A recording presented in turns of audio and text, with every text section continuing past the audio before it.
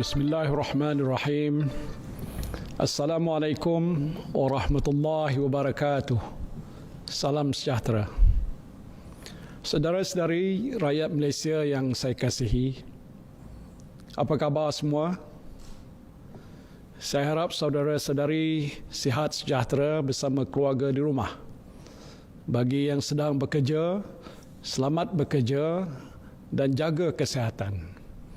Sentiasa amalkan penjarakan sosial. Anda adalah manusia yang hebat. Doktor dan jururawat yang berada di barisan hadapan, anda mengambil risiko setiap kali melangkah masuk ke ward.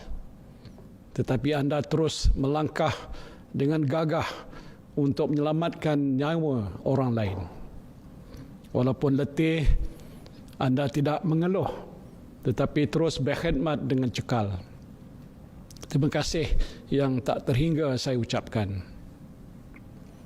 Terima kasih juga saya ucapkan kepada doktor dan jururawat di hospital swasta.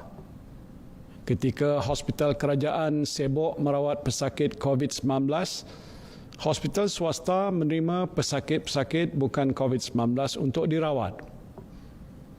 Terima kasih juga kepada anggota polis dan tentera yang menjaga sekatan jalan raya.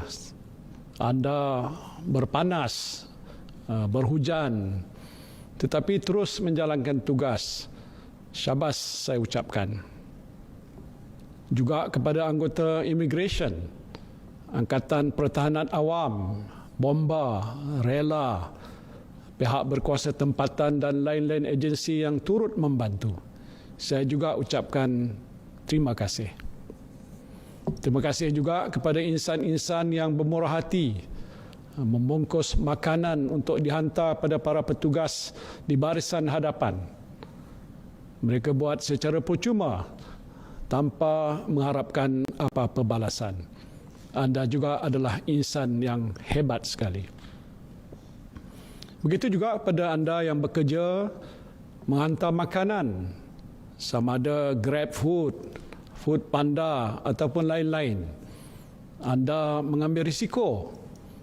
Orang lain duduk di rumah, anda keluar rumah untuk pastikan orang lain boleh makan. Jadi anda melakukan suatu pekerjaan yang cukup mulia. Pesan saya, jagalah kesihatan. Jagalah keselamatan. Jangan bawa motor laju-laju. Anda jugalah insan yang hebat. Pendek kata, kita ibarat sebuah keluarga yang besar. Kita saling bantu-membantu ketika zaman susah. Kita jaga keluarga kita. Kita jaga jiran kita. Kita jaga masyarakat kita. Baik kita di kampung, di kawasan perumahan, di kondominium, di rumah flat, kita jaga kita. Kita jaga kita. Inilah nilai sebenar persaudaraan rakyat Malaysia tanpa mengira bangsa. Saudara-saudari yang saya kasihi, berdasarkan situasi terkini, pelaksanaan Perintah Kawalan Pergerakan telah dapat membantu para petugas kesihatan kita mengawal penularan COVID-19 ke satu tahap yang agak stabil. Menurut unjuran yang dibuat oleh Kementerian Kesihatan Malaysia, PKP yang dilaksanakan dalam tempoh hampir sebulan yang lalu telah sedikit sebanyak mengurangkan kebolehjangkitan dan penularan COVID-19. Dengan usaha-usaha yang telah dibuat, kes-kes positif COVID-19 adalah terkawal pada kadar 7%, iaitu di bawah benchmark 10% yang ditetapkan oleh Pertubuhan Kesihatan Sedunia atau WHO. Kadar kematian akibat wabak ini juga adalah rendah, iaitu 1.6% berbanding 5.8% kadar kematian di peringkat dunia. Setakat ini seramai 1,830 orang pesakit telah keluar daripada hospital. Dan ini bermakna 43% pesakit COVID-19 telah pulih. Syukur Alhamdulillah. Hari ini saja jumlah pesakit yang pulih ialah seramai 220 orang, melebihi jumlah kes positif baru iaitu sebanyak 118 kes. Jumlah kes positif baru juga telah menunjukkan penurunan sejak beberapa hari yang lalu. Jika tren penurunan ini berterusan untuk tempoh 2 minggu yang akan datang, insya-Allah kita akan dapat mengawal wabak COVID-19 ini daripada terus menular. Namun begitu, kita tidak boleh mengambil mudah situasi yang sedang pun berlaku ini. Penularan wabak ini masih di peringkat pertengahan dan memerlukan tindakan pencegahan serta kawalan yang berterusan. Malahan, usaha-usaha mencegah wabak ini mesti diperhebatkan lagi bagi memutuskan rantaian penularan jangkitan. Ini termasuk memberi tumpuan khusus kepada kumpulan-kumpulan sasar yang dikenal pasti menjadi punca penularan wabak ini. Sehubungan itu, berdasarkan nasihat daripada Kementerian Kesihatan Malaysia dan pakar-pakar perubatan, kerajaan hari ini memutuskan untuk melanjutkan pelaksanaan Perintah Kawalan Pergerakan untuk tempoh 2 minggu lagi, iaitu daripada 15 April sehingga 28 April 2020. 15 April sehingga 28 April 2020. Lanjutan tempoh ini dibuat untuk memberi ruang kepada petugas-petugas kesihatan memerangi penularan COVID-19 selain mengelakkan penularan semula wabak ini dalam masyarakat kita. Dan tindakan ini adalah selaras dengan pandangan WHO yang menyarankan negara-negara supaya tidak menamatkan Perintah Kawalan Pergerakan terlalu awal. Dan seperti mana yang berlaku di beberapa buah negara, penularan wabak ini meningkat semula apabila Perintah Kawalan Pergerakan ditamatkan. Apa yang saya nak sebutkan di sini ialah kita mesti bersedia untuk berhadapan dengan situasi ini bagi satu tempoh masa yang agak lebih lama. Ianya mungkin berlarutan untuk tempoh beberapa bulan sebelum kita dapat betul-betul pastikan penularan wabak ini diatasi 100%. Itu pun kehidupan kita mungkin tidak boleh kembali seperti sedia kala. Selagi virus ini masih ada, amalan penjarakan sosial mesti diteruskan. Kita mesti sentiasa menjaga kebersihan diri. Elakkan daripada mengadakan sebarang bentuk perhimpunan. Hindari tempat-tempat yang sesak. Bulan Ramadan yang akan menjelang tiba tidak lama lagi. Kita tidak boleh ke bazar Ramadan untuk membeli juadah berbuka puasa seperti sedia kala. Kita tidak boleh ke masjid untuk bertarawih. Jadi kita bertarawihlah di rumah bersama keluarga saja. Mungkin juga kita tidak boleh balik ke kampung seperti biasa. Walaupun sukar untuk kita bayangkan perkara ini, tetapi inilah kenyataan yang akan kita hadapi.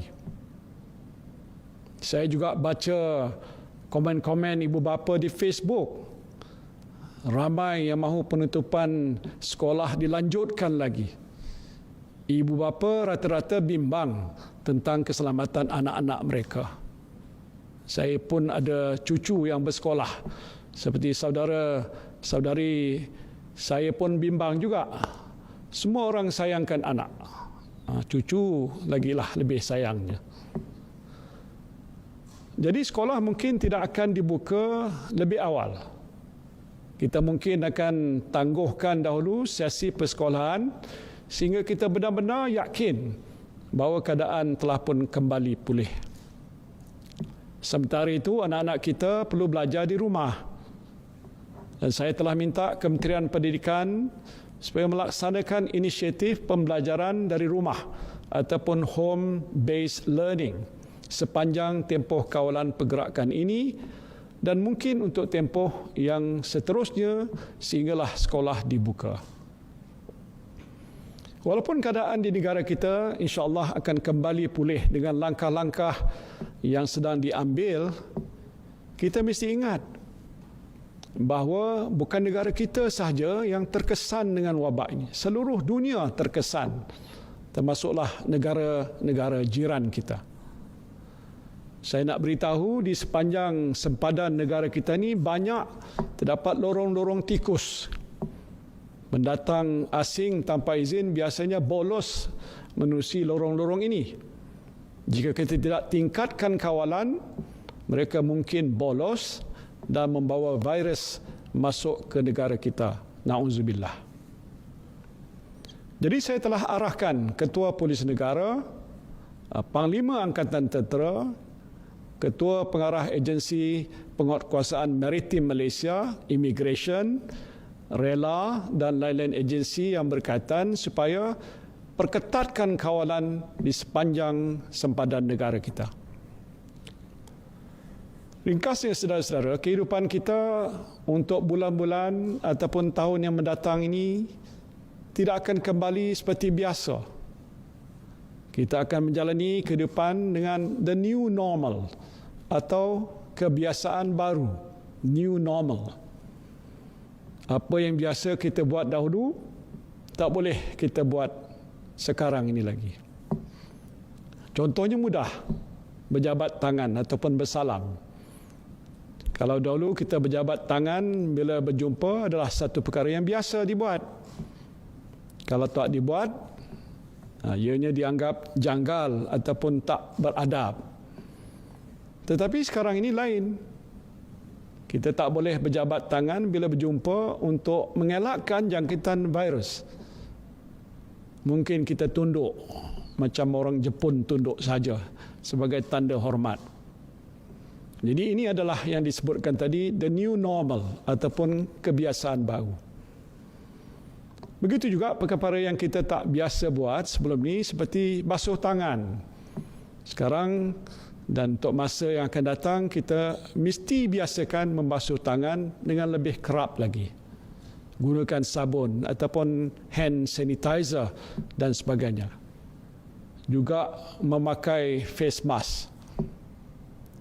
Banyak lagi contoh-contoh lain yang tak perlu saya sebutkan kerana saya fikir saudara-saudari faham maksud kebiasaan baru yang mesti kita amalkan dalam menjalani kehidupan seharian untuk tempoh yang mendatang.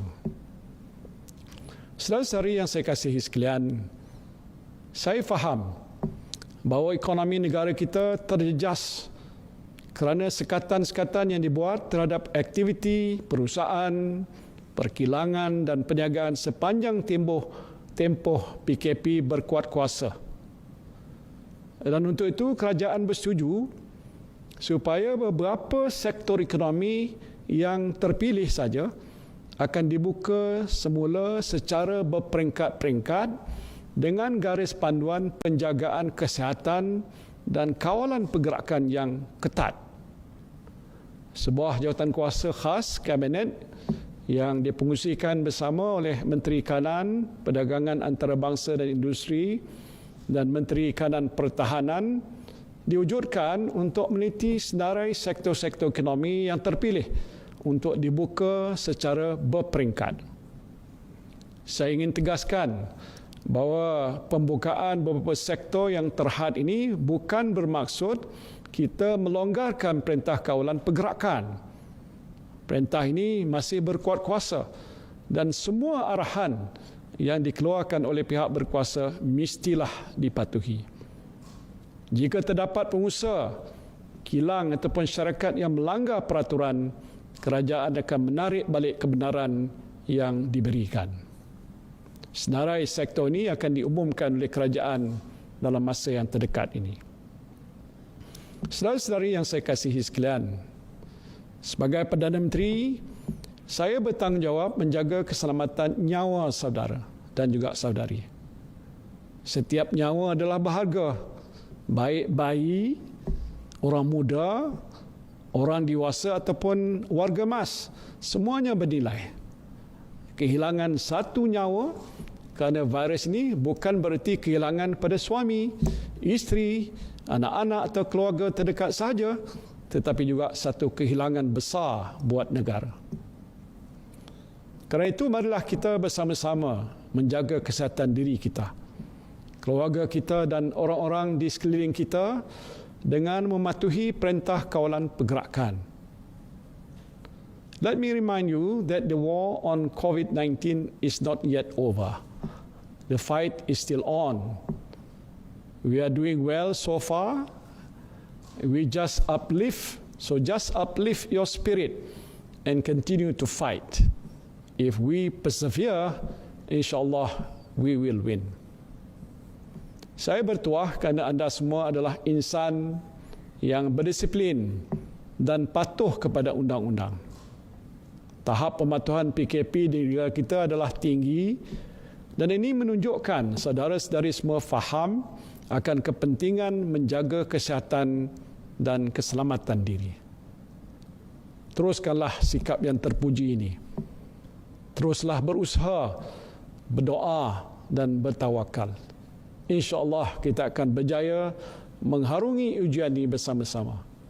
Kepada Allah jualah kita berserah. Terima kasih. Wabillahi taufiq wal hidayah. Wassalamualaikum warahmatullahi wabarakatuh.